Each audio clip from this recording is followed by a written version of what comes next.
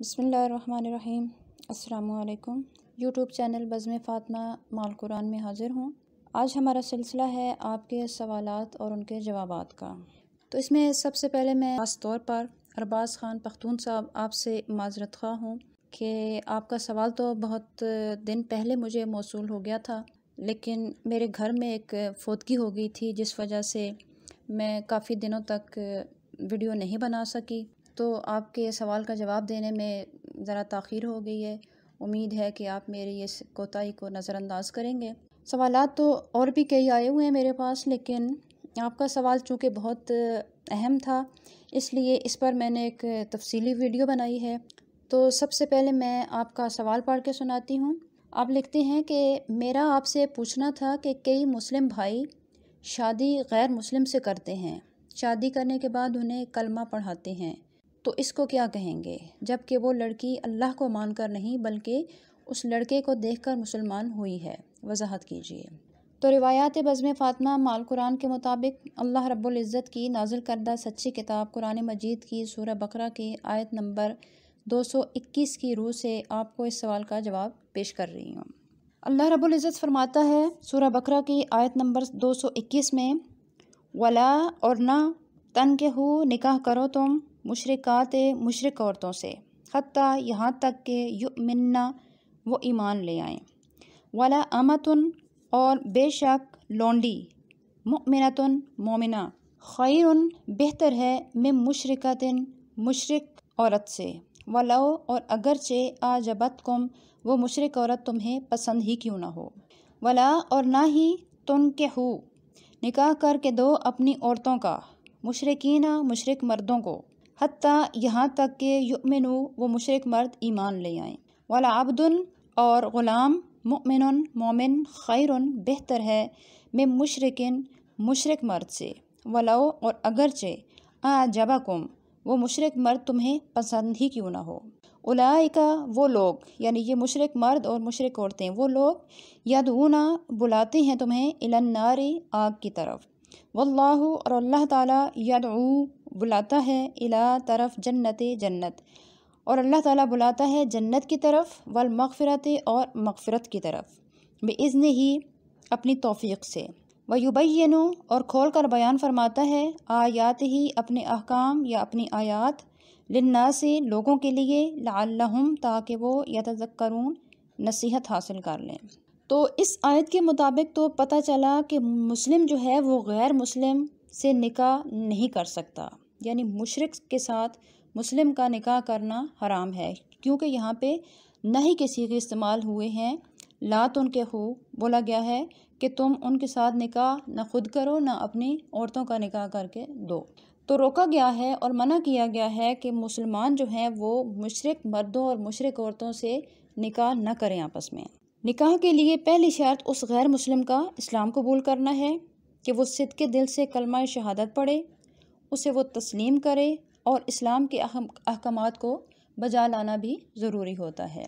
اب رہا آپ کا سوال کہ اگر کوئی لڑکی کسی لڑکے کو دیکھ کر اسلام قبول کرتی ہے تو اس کے بارے میں کیا حکم ہے؟ تو اس کے بارے میں بھی یہی ہے کہ دیکھیں، شروع میں جب حضور علیہ الصلوۃ والسلام جو کہ آخری پیغمبر ہیں اللہ کے بھیجے ہوئے، انہوں نے جب لوگوں کے سامنے اسلام پیش کیا اور اسلام کی دعوت دی، تو اس وقت جن لوگوں کو وہ دعوت دے رہے تھے ان میں تقریباً 3 ہی قسم کے لوگ تھے، یہودی، عیسائی اور مشرکین۔ انہی لوگوں کو حضور علیہ الصلوۃ والسلام توحید کی اور اسلام کی دعوت دے رہے تھے، تو وہ لوگ اس وقت حضور علیہ الصلوۃ والسلام کے اخلاق حسنہ کو دیکھ کر اور آپ کے پاکیزہ کردار کو دیکھ کر ہی ایمان لا رہے تھے۔ جب وہ آپ کے کردار کو اور آپ کے اخلاق کو دیکھ کر ایمان لا رہے تھے تو حضور علیہ الصلوۃ والسلام ان کے ایمان کو قبول کر رہے تھے، یعنی تسلیم کر رہے تھے کہ ٹھیک ہے تمہارا ایمان قبول ہے۔ پھر اس کے بعد وہ حضور کے ساتھ ایمان لے آنے کے بعد وہ اللہ کو بھی مان رہے تھے، اللہ کو پہچان بھی رہے تھے، اس کے احکام کو مان بھی رہے تھے۔ تو جب کسی غیر مسلم کو اسلام کی طرف لایا جاتا ہے، اسلام کی طرف بلایا جاتا ہے یا اس کی دعوت دی جاتی ہے، تو اس کا یہی ہوتا ہے کہ وہ یا تو اس مسلمان کے کردار سے متاثر ہوتا ہے یا اسلام کی تعلیمات سے متاثر ہوتا ہے۔ تو اگر کوئی کسی مسلمان کے کردار سے متاثر ہو کر بھی اسلام قبول کرتا ہے تو اس کے اسلام کو قبول کر لیا جائے گا۔ پھر اس کے بعد وہ اپنا مسلمان ہونا وہ اس بات سے ثابت کر سکتا ہے، وہ مشرک مرد ہے یا عورت ہے، کر سکتا ہے یا کر سکتی ہے کہ وہ اسلامی تعلیمات کو فالو کرتے ہیں یا نہیں کرتے۔ باقی دل کی حالت یا کیفیت جو ہے وہ اللہ بہتر جانتا ہے، اس کے ساتھ ہم نے مسلمانوں والا ہی سلوک کرنا ہے، یعنی اگر اس کا نام مشرکانہ ہے تو اس کا نام بدل دیں گے۔ اس کے علاوہ ریاست اس کو تمام اسلامی حقوق بھی فراہم کرے گی، اور اگر وہ مر جاتا ہے خدا نخواستہ تو اس کی نماز جنازہ بھی پڑھی جائے گی اور اس کو مسلمانوں کے قبرستان میں بھی دفن کیا جائے گا۔ اس کے علاوہ غیر مسلم میں وہ لوگ بھی شامل ہیں جو اہل کتاب کہلاتے ہیں، یعنی عیسائی، یہودی وغیرہ، کرسچن اینڈ جیوز وغیرہ۔ تو ان کے بارے میں حکم خداوندی تھوڑا سا مختلف ہے۔ ابھی میں نے ذکر کیا نا کہ اس وقت جب حضور اسلام کی دعوت دے رہے تھے تو اس میں تقریباً 3 طرح کے لوگ تھے، یہودی، عیسائی اور مشرک۔ مشرکوں کے بارے میں تو میں نے آپ کو آیت پڑھ کے سنا دی۔ اب اہل کتاب کے بارے میں اللہ رب العزت قرآن مجید میں جو حکم فرما رہا ہے، سورہ مائدہ کی آیت نمبر 5، اس میں فرماتا ہے الیوم، آج کے دن احلّ، حلال کر دیا گیا ہے، لکم، تمہارے لیے، طیبات، پاکیزہ چیزوں کو، وطعام، اور کھانا، الذین، ان لوگوں کا، اوتو، جنہیں دی گئی ہے، کتاب،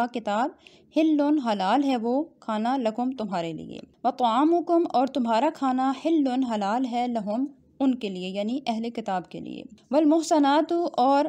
پاک دامن عورتیں، من المؤمنات، مومنین کی، والمحصنات، اور پاک دامن عورتیں، من الذین، ان لوگوں کی، اوت الکتاب، جنہیں کتاب دی گئی ہے، یعنی اہل کتاب کی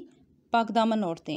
من قبلکم، جنہیں تم سے پہلے کتاب دی گئی تھی، ان کی عورتیں، اذا، جب کہ آتیتموہن، تم دے دو انہیں، ان عورتوں کو،